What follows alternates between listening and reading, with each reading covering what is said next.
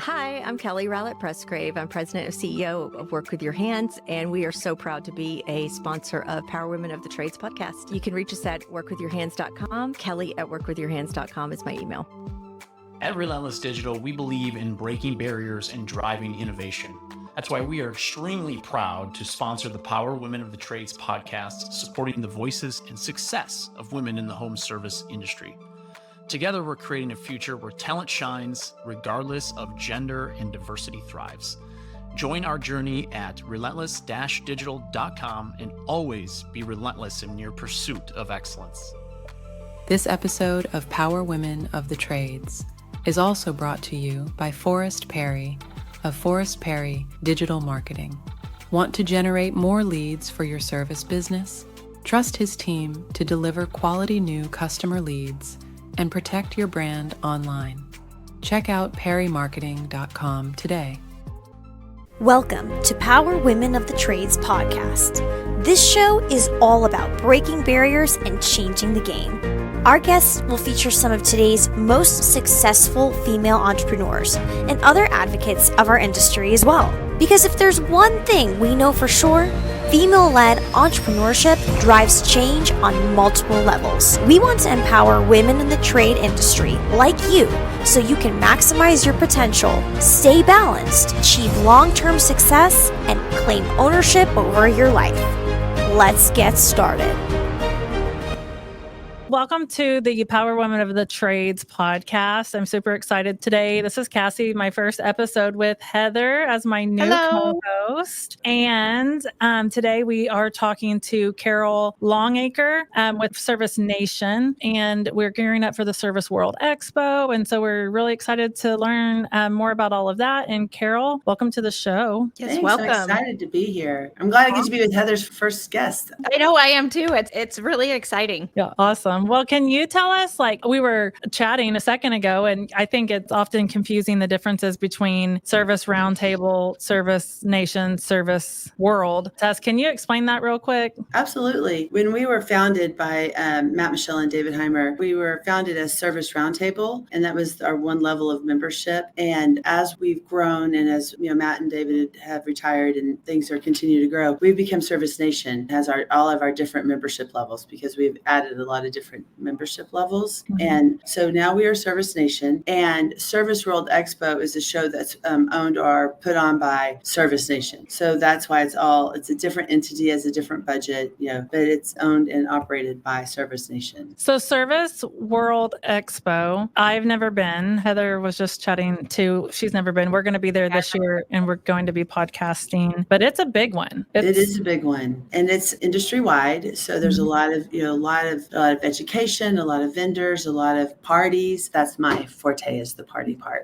Awesome. So can you tell us a little bit about yourself, how you got into the trades, how you got Service Nation and your position? Yeah. So I married into the trades. My husband and I own a remodeling company in the DFW area, and we are now a second generation remodeling company, which is why I have a corporate job. All those who've worked for a family business completely understand that when I say that. So my husband and I started remodeling Longacre Construction 30 years ago. Well, actually 35 years ago now. And we now have a 29-year-old son who is over the production and the business management. And we have a daughter who's 27 who does the sales and marketing and design. And my husband still is the king, as he likes to say. Also, so I was in Rotary with Matt Michelle. I'm still in Rotary with Matt Michelle. And when I was looking for a corporate job, he's like, "Hey, what are you doing?" And I was like, "I don't know. I'm going to do something." And he said, "Well, why don't you come talk to me?" And in my mind, and I don't know that I've ever said this in public that Matt has heard, so I'm going to just go ahead and say it. In my mind, because we were at a Rotary Christmas party, I was like, "Matt,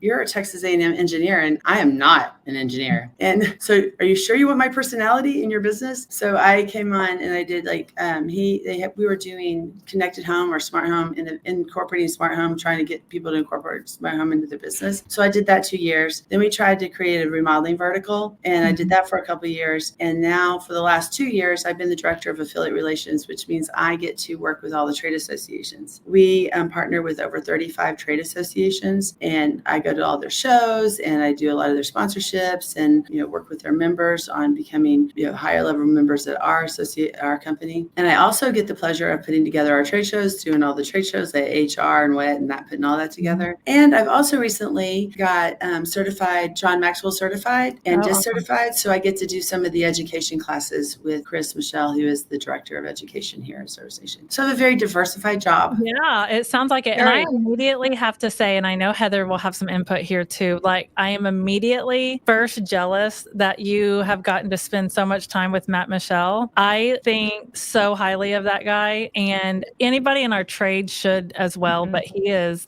I'm right there with you. I think that he is a very unique gem that I am very, very blessed to know that man. I just wish I could like bottle him up and just be like, he could be like my life counselor. He's got so much wisdom that anytime he says anything on his social media posts, I'm just like, can I get that tattooed right here? Like it's just, he's got so many profound experiences and wisdom. And so it's very in-depth wisdom, very, very in-depth. I was actually thinking the same thing yesterday. He posted a bunch of things yesterday and I was like, oh my gosh, I could just like read this.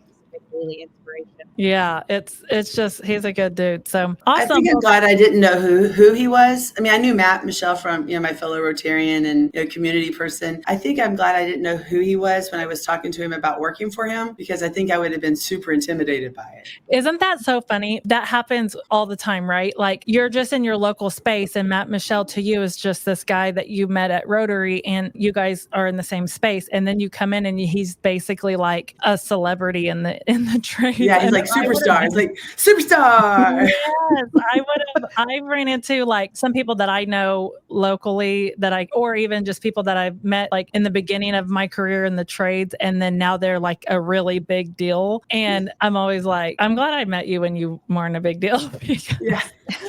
But I would have been the same way. I think I would have came in like, oh, you had me fooled, buddy. Yeah. So, I was like, actually, I got a little intimidated. I was like, oh, wait, you're not just Matt Michelle. Like, oh. Yeah.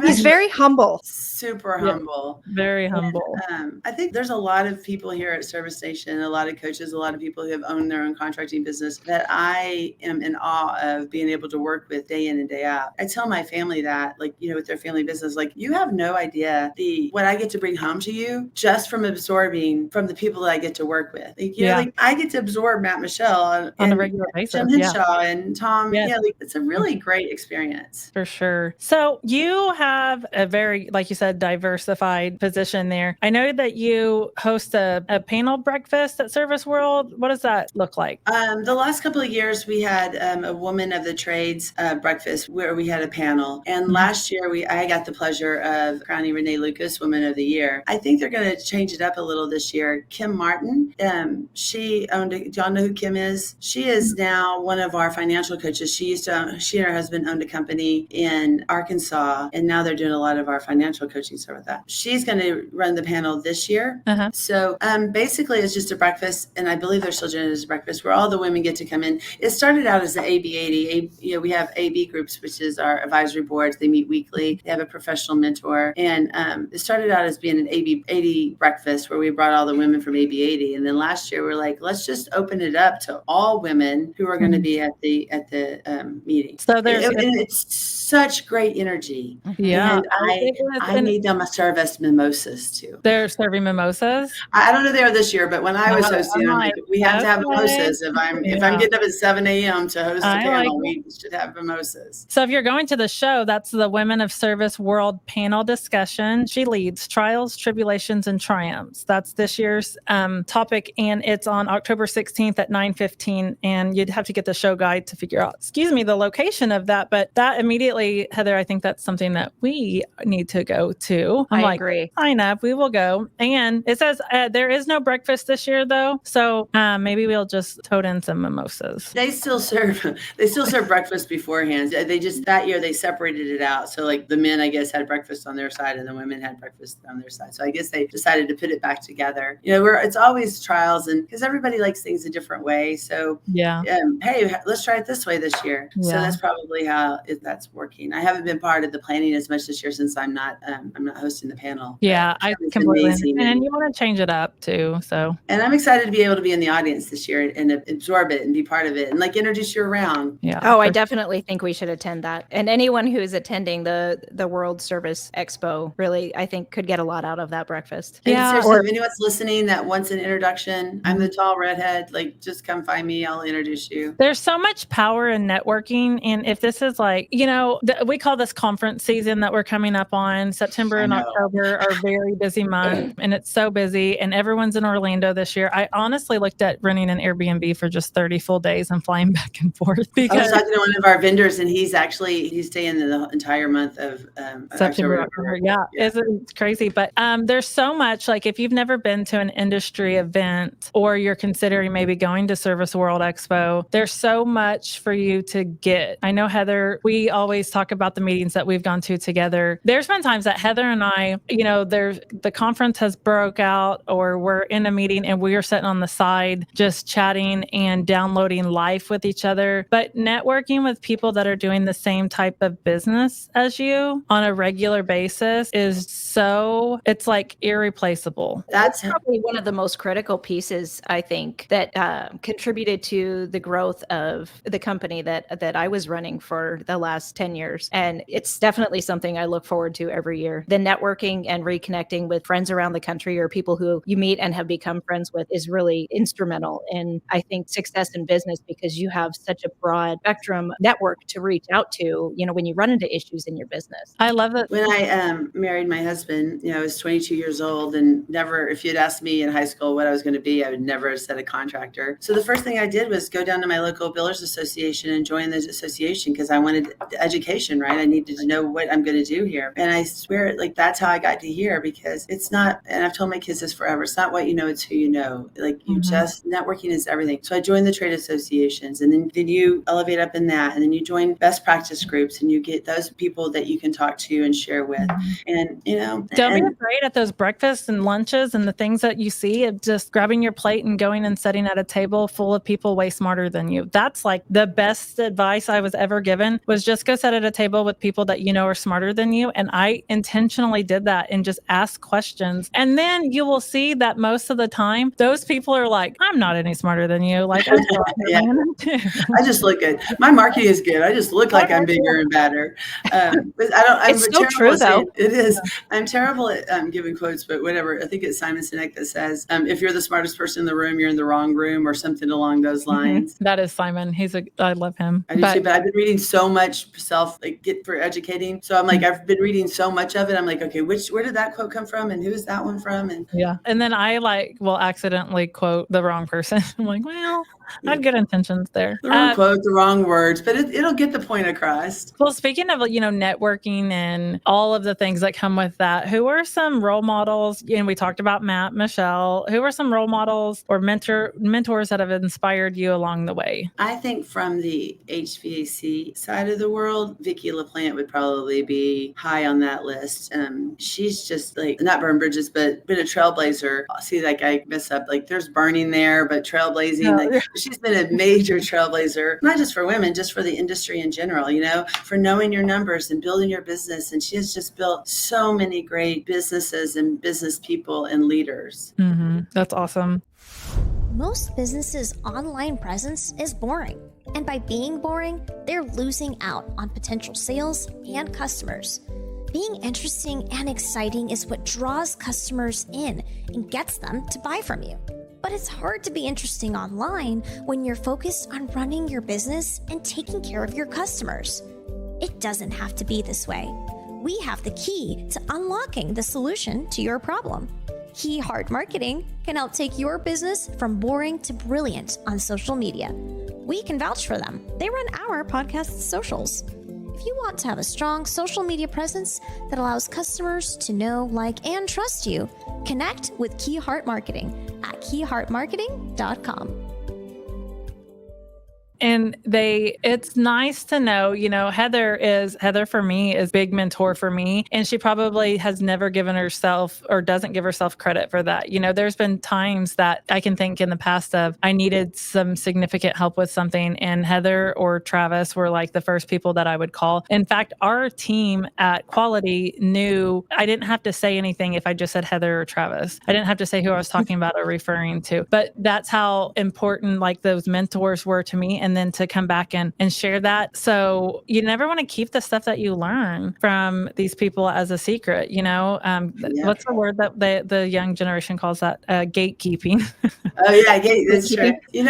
I think you think of as a mentor as an older person. That's why I went with Vicki. But to be 100% transparent, I think I'm at first time at my age where Colleen Keyworth has been a huge mentor to me. Like she knows this industry inside and out and guide and lead and things that she's done, like being the president of INWIC right now. Like I was talking to her the other day and she's talked to 12 different countries already, trying to, get those women to have the same opportunities that we have in the trades. That's incredible. I didn't even know that. That's really amazing. Do you follow Colleen on Facebook, Heather? I don't.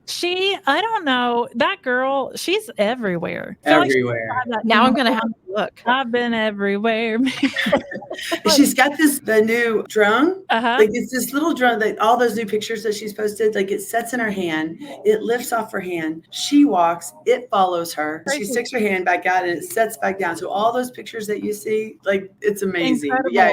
She's just a worldwide traveler, but she's doing like amazing things for our trade space. And like you said, she is a wealth of knowledge. But every time I see her online, I'm like, girl, I hope she's like a Delta triple platinum member. Oh, she is. And like she's like, she only stays at Marriott's. Like I'm only staying at a Marriott. So she'll stay 3 blocks down the road from a trade show because she's going to stay at the Marriott. Oh my gosh. I'll definitely have to look her up. I know I'm always interested in finding new powerful in our industry. Previously the president of Women in HVAC. And I bet you do. Follow her. But anyway, that's really cool. So what else is next for you, Carol? I know you said that you are in charge of the events. So like HR, are you part of this, I guess, the SWE stuff as well? Yeah, I do some stuff. This is probably my lightest year at Service World Expo. They've given me less duties. I was like, hey, what's wrong? And they're like, we're just giving you a break. I'm like, okay, are you sure? Because last year I did complain that I'm like, okay, I'm the one that stays out late at night. So why are you booking me at all the 7 a.m. things to speak for? So this year I have a little lighter schedule, but we are having a new member meet and greet, our newcomers meet and greet, and a trade association. Like we're mixing it together and have a little happy hour. So if you're a first-time attendee or you belong to a trade association, we would love to have you in that. Looking down the road, I have some local, like the Texas ACA. I have that coming up. Chris, Michelle, and I are going to teach a DISC class there. I have HR on the schedule, like a lot. Like as you said, like if I look through, and I still attend the International Builder Show, so I'm looking forward to that show too. So there's like October, I think it's February that all 3 weeks, like boom, boom, boom, all gone in February. Yeah, October and February are like equally the crazy time. Yeah, Cassie and I have been trying to coordinate. Like I live on the other side of the country, so we're just trying to coordinate how we're going to get to all these events. Heather goes, so we need to book travel and everything for this one. And I'm like, I'm just trying to survive the first one. And that's like the third one. So it's on my to-do. I opened up my American Airlines app and my husband's like, why is there only one flight in there? Is there something? I was like, no, I just haven't booked them yet. Isn't that funny when this time of year, that's definitely how it is. You're just like, what is happening? So what message or takeaways do you hope attendees, especially women, are going to gain from the Service World Expo event? I think from women, I really do think that we have and I heard, we talked earlier about being similar to another best practice group. And what I've heard through the industry is what we do really good is connect people. Like at the service station, we are like a huge family. And so I hope that the women feel comfortable enough to ask the questions and join up and be included in all the conversations, because there's no better support group for what you're going through, raising a family and growing a business and working with your spouse and your family. Like there's so much to that. I'd hope that you have that comfort level. And then just when my husband and I first started going to trade shows, we would go, we're like, oh my God, we're doing everything wrong. Yeah. And as just find 1 or 2 really things that apply to you and take it home and work on those. Don't try to do all the things, because you'll go home and your self will go, oh my gosh, they're going to another one of those trade shows. Oh, They're yeah. going to another education class. Well, and So especially, I think if it's a first-time attendee, yeah, it it can is be very overwhelming. It So is. Yeah. I really think that that's really good advice. Absorb as much as you can at the trade show and pick a few things that actually like speak to your heart. But don't give And- your team like whiplash. So pick one or two business things, and Matt would probably be mad at me if I didn't mention this. He's taught us like the vendors are there to support you. So have conversations with the vendors. Go to them. And Matt used to say, hey, how can you help my business? Or how can you help me make money? Ask them those questions and let them help you because they want to help you grow your business. Your best vendors are your partners. We can help you grow those business. Better make good relationships as well. Yes, for sure. And if you're on those breakouts, I think I used to go to events and I would, when if there was a meeting or a breakout, I would kind of like hide from people because I was afraid someone was going to ask me a question and I didn't know the answer. And so I always say, like, first of all, 90% of the people that you talk to, if they start talking to you about their close rate and their numbers and their revenue, 90% of that's a lie. So just let it swoosh off because everyone, especially if it's exponentially high, like, oh my gosh, how are you doing that? because they're putting, it's like a defense mechanism. It's not, I don't think that anyone intentionally goes into lie, but it's like a defense mechanism because you're telling me, you're asking me and you're putting me on the spot. So take a breath. No one is really going to ask you those questions. And if they are, they're just They're not going to judge you. They're not there to judge you. They don't know. But then, and if you don't know, just be like, I don't really know. Like someone asked me a question the other day and I was like, I would need to Google it, get in my QuickBooks and look. I don't know. Yeah. But also when you're in a meeting or in a group setting, don't be afraid to raise your hand and ask the question because I guarantee you someone else is already asking it and it doesn't matter who else is in the room. They're all still learning. I think that is such a piece of information that everyone should take and run with. Like, don't be afraid asking the question because I guarantee you, even the smartest person that you think is in that room doesn't always know the answer. Infamously, I can't say it right. I'm known as the one, like, I say what everybody else is thinking. There's been a lot of times where like I ask that question, people are like, I'm so glad you asked that question. So yeah, definitely ask the questions. I think if you can set aside the fear to ask the question, in my opinion, if somebody's going to judge you that question, that's more about them than it is about you. And I just think if anybody attending this event, you can get the most out of it by being the most vulnerable and putting yourself out there because at so many of the trade shows, the Pantheons and the super meetings and the expos that I've attended over the years, making yourself vulnerable will allow you to learn more and take more away from the event. I really, truly believe that. And by doing that myself, I gained so much more knowledge and the networking piece is invaluable. The more that we can work in this industry as women and as home service providers, I think the more that we have to gain from each other and win together. Absolutely.